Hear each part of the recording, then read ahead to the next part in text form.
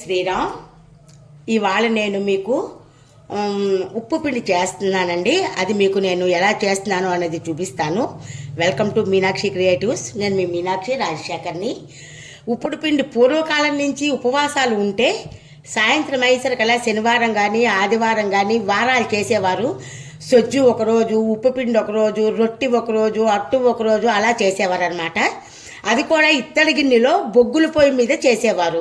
ఇప్పుడంటే ఇత్తడి గిన్నె అయితే ఉంది కానీ బొగ్గుల పొయ్యిలు లేవు కదా, అందుకని నేను గ్యాస్ మీదే ఇత్తడి గిన్నె పెట్టి చేస్తున్నాను. ఇత్తడి గిన్నె పెట్టి చేశారంటే ఆ టేస్టే వేరబ్బా, సూపర్ ఉంటుంది అనమాట.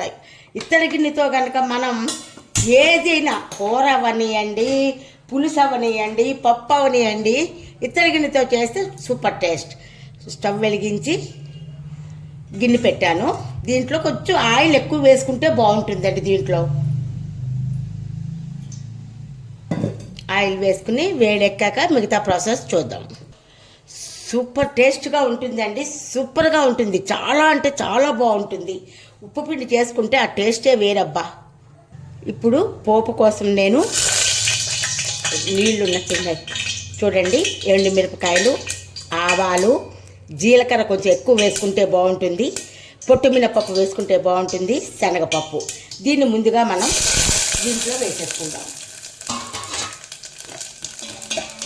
సిమ్లో పెట్టి వేయించుకుందామండి. పోపు అంటే ఇత్తడిగింది కదా, గమ్మును వేడెక్కుతుంది, తొందరగా చల్లారదు.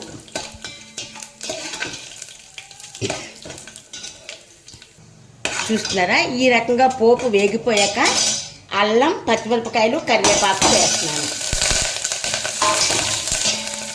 వేసుకుని ఈ పెసరపప్పు ఒక్కసారి వేచుతామండి. పచ్చివాసన పోయేలాగా ఒక్క నిమిషం ఇలాగా వేయించుకోవాలి.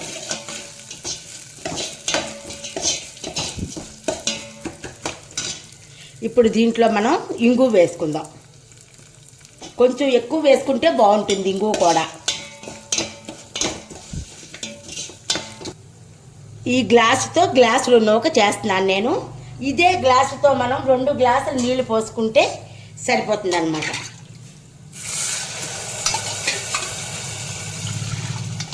కొంచెం నిండా రాలేదు అందుకని ఇలా వేసి, ఇప్పుడు దీంట్లో మనం పెసరపప్పు కూడా వేసుకున్నాం కదా, దీన్ని సిమ్లో పెట్టే వేయించాము.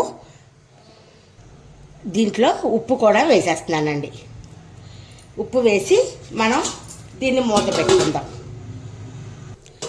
ఇప్పుడు మూత తీసి మనం చూద్దామండి. అగో ఇలా నీళ్ళు మరిగాక మనం ఏం చేయాలంటే ఈ నూక వేసేసి కలిపేసుకుందాం.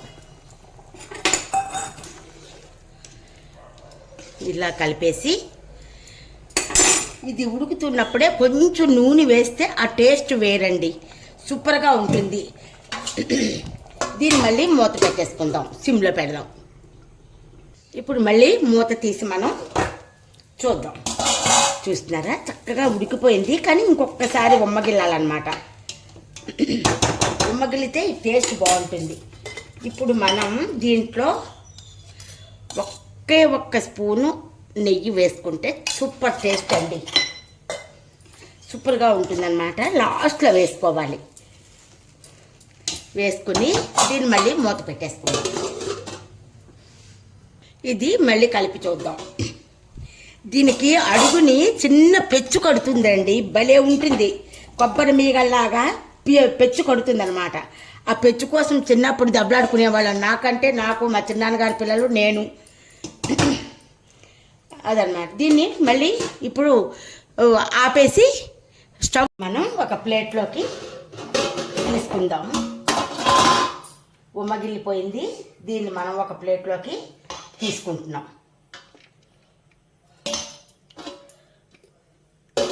చూస్తున్నారా, విడివిడిలాడుతూ ఎంత బాగుంటుందో, కమ్మగా ఉంటుందండి. నెయ్యి కూడా వేసాం కదా. దీంట్లో నంచుకుందికి బెల్లం మావకాయ బాగుంటుందండి, తీయగా. అలాగని కందిపొడి బాగుంటుంది. సూపర్ కాంబినేషన్ అండి ఇది. సూపర్, ఎలా ఉందో సూపర్ టేస్ట్గా ఉందండి. మీరు కూడా చేసి చూడండి, ఎలా ఉందో కామెంట్ సెక్షన్లో చెప్పండి. అందరూ బాగుండాలి, అందులో మనం ఉండాలి. అలాగేనండి. సర్వోజనో సుఖనో భవంతు. ఈ వీడియో కనుక మీకు నచ్చినట్టుగా అయితే లైక్ చేయండి, కామెంట్ చేయండి, బెల్ ఐకాన్ క్లిక్ చేయండి. మా కొత్త నోటిఫికేషన్స్ మీకు వస్తాయి.